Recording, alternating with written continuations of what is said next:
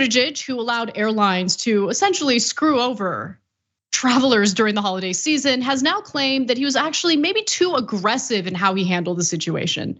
Now, anyone paying close attention to this story would disagree, but let's see what he tweeted. He says, quote, "We are prepared to face this kind of criticism for being too aggressive on airline performance and customer service. The truth is that the Department of Transportation has both the responsibility and the authority to support the traveling public, and we will continue to do so." Now, I covered the whole Southwest Airlines debacle with a deep dive last week. We're gonna revisit some of that in just a moment, but if you notice, he's quote tweeting an insane article by the Wall Street Journal. It's actually a piece written by their editorial board, and it is, so first let's hear their infuriating defense of the airline companies. The article was written again by the editorial board, and here's what they argue. They argue that Democrats care less about stranded passengers than they do about gaining more federal control over the airline industry.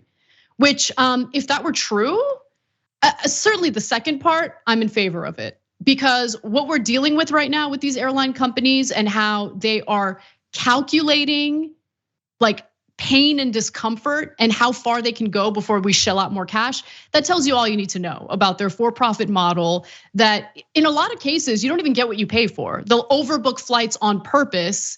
And if you're not there like 20 minutes ahead of time, at the gate, 20 minutes ahead of time, they'll tell you you're done. There's no way, you've missed your opportunity, even though you paid for the product. Now, airlines have struggled this year, but government has contributed to the problem, argues the Wall Street Journal. COVID lockdowns cost them business for 2 years, even though the federal government bailed them out, by the way. They address that. They say the federal aid that kept them afloat came with a mandate not to lay off or furlough employees. This caused airlines to offer retirement and buyout packages. So, Waz, let's pause for a second. One of the biggest issues when it came to flying during the holiday season was that these airlines, and certainly Southwest in particular, were short-staffed because they pressured their pilots to take early retirement. And once travel demand increased, they were caught flat-footed, unprepared. Attorneys general from dozens of states had warned Pete Buttigieg about it, and he ignored their warnings. In fact, they wrote to him not once, but twice about this issue leading up to the holiday break. It's just infuriating. What are your thoughts on this?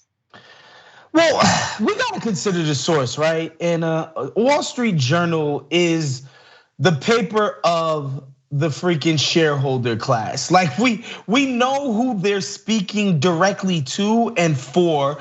And this idea that the problem with the money that the government gave these guys is that it kept workers employed is absurd. It was called the Paycheck Protection Plan or program. Like that was the whole point of the massive bailout these airlines received. It was to prevent the economy from taking a massive nosedive. It was to prevent workers from getting laid off and losing their jobs indefinitely. Like it's just. And again, they're not gonna mention the problems with the greed, the stock buybacks, who doesn't benefit? The major shareholders. I say this all the time, like it's not you people who might go on Robinhood and buy some Southwest stock because you think they're the little, airline that could and they're gonna take you to the moon. No, they're not, they don't care about you. They care about the major shareholders who are mostly affected, whose wealth is really affected by the fluctuations in that stock price, right? And whatever it takes to keep that thing up is what they're going to do. And so that's what the Wall Street Journal is speaking to. They don't care about the stock buybacks. They don't care about the cheaping out when it comes to the sort of technology used to track pilots, to track staff and planes themselves. They don't care about that. It's this idea that, whoa, somebody's gonna step in and make it so that Southwest doesn't operate in a way that, preserves shareholder value first and foremost of everything. That can't be the case, Anna. Why would the Wall Street Journal think that the onus is on the American people to subsidize the investment gains of shareholders to these airline companies. Why would we do that? The whole point, again, for the the Paycheck Protection Program was, again, to prevent people from losing their jobs. I don't care about the shareholders at all. That's not my responsibility. That's not what I care about. I care about ensuring that people aren't completely destroyed economically as a result of a pandemic that they had absolutely no control over. It was, no fault of their own, period. Now, according to Subsidy Tracker, by the way, we're talking about bailouts. Southwest Airlines in particular has received, get a load of this, $71.8 million in federal government bailouts and loans since the year 2000. Okay? Since the year 2000. So in 22, 23 years, that's how much money the United States taxpayer has shelled out to this company that screwed over travelers and didn't even invest a dime in their operation since the 1990s. They had an outdated software situation going on during the Christmas break where they couldn't even keep track of their crew, their pilots, the passengers. It was a complete nightmare.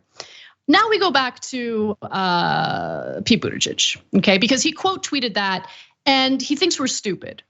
Because when he quote tweeted that and he said, I'm not afraid of being aggressive.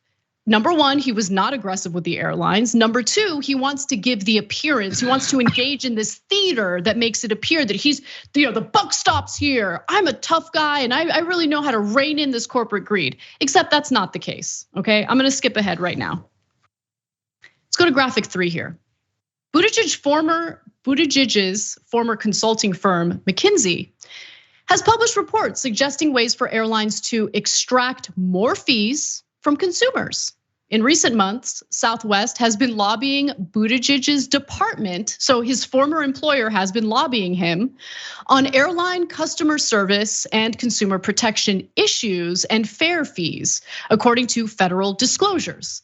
Southwest has spent more than $2 million on lobbying since Biden took office and Buttigieg became Secretary of Transportation. Last year, the company paid at least $796,000 to the airline lobbying group Airlines for America.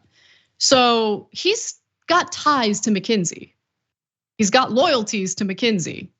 And when people think that he's been real tough and aggressive on these airlines, that's ridiculous, especially when we have evidence showing that that is not the case.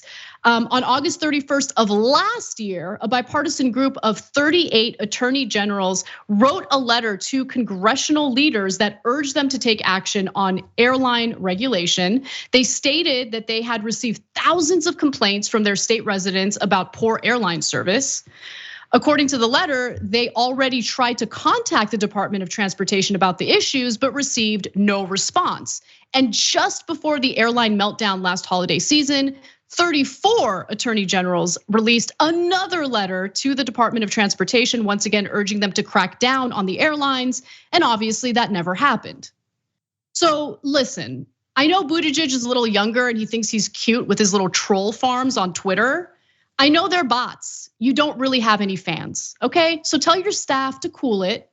The American people know that we're getting screwed over by these airline companies, and he certainly is not reining it in. That's what I think is actually going on. And quote tweeting a ridiculous Wall Street Journal article to make it appear as though he's aggressively reining in corporate greed is hilarious, to say the least. Waz, any final words? Yeah, I think we know where Pete Buttigieg stands when it comes to corporate greed, corporate malpractice. He stands on the side of the corporations. He proved that with easily probably the most cynical campaign this side of Joe Biden for his presidential campaign, where he was basically like, no, I'm just centrist and I just love every single thing corporate that's ever happened in the history of the world. And it's just hilarious. Like, he can't even come out and feign disgust by what Southwest did. Like, they clearly blew it. There's nobody else to blame here. You can't blame this on travelers or something that they did or they overlooked or they didn't prepare or this is just all Southwest. They blew it. And he can't just come out and do this. Which just shows you, like, he can't even pretend to be mad at these people because that's who he works for. That's exactly right. Well, let's talk about a company that's actually doing the right thing, and in North Carolina, of all places. So let's discuss.